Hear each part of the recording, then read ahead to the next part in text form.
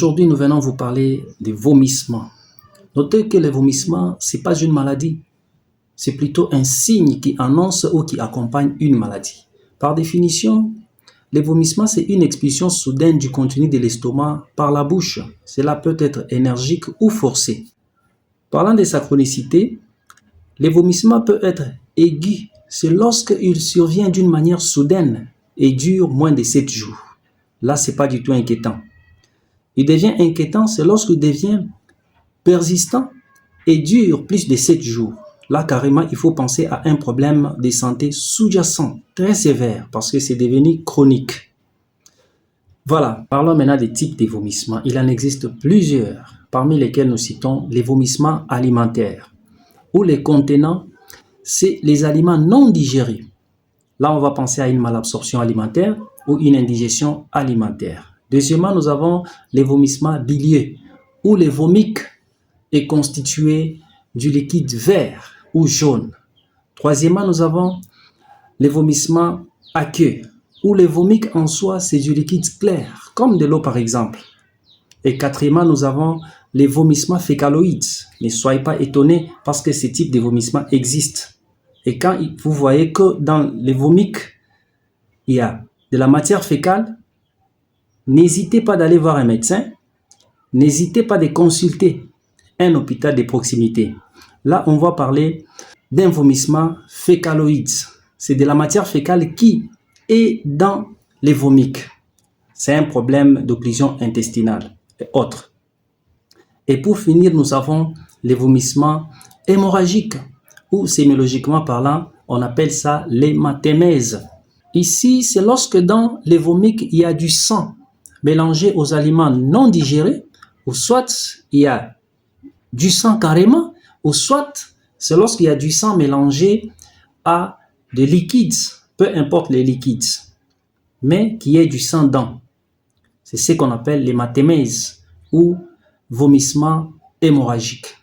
Les causes sont multiples, parmi lesquelles il y a l'anévrisme, il y a l'ulcère du tractus digestif. Étant aussi un réflexe de défense de l'organisme, les vomissements peuvent être déclenchés par plusieurs causes. Les maladies chroniques, les maladies digestives passagères. Nous citons une gastro-entérite, une toxi-infection alimentaire, médicamenteuse ou une indigestion. Une consommation excessive d'alcool. Un mal de transport où on voit la sphère orale ou à des problèmes mécaniques très sévères comme les reflux gastro-ésophagiens. Il y a aussi des causes psychologiques, entre autres l'anxiété et le stress. Nous avons aussi la migraine, l'hypertension intracrânienne et aussi, sans oublier la grossesse et surtout à son premier trimestre. Parlant des symptômes, nous avons les nausées, cette sensation qu'on a avant de vomir. Il y a la douleur abdominale, il y a les maux de tête, il y a les vertiges parfois, il y a aussi la fièvre. Alors, le vomissement devient inquiétant, c'est lorsqu'il est accompagné de la fièvre, c'est lorsqu'il devient persistant, c'est lorsqu'il y a des signes de déshydratation, voulais-je dire, il y a aussi des douleurs abdominales et lorsqu'il y a du sang dans les vomics. Là, il faut ne pas hésiter de consulter un médecin. Je vais vous donner quelques mesures à prendre avant de consulter un médecin. Si ces mesures ne tiennent pas, là, n'hésitez pas de consulter un médecin.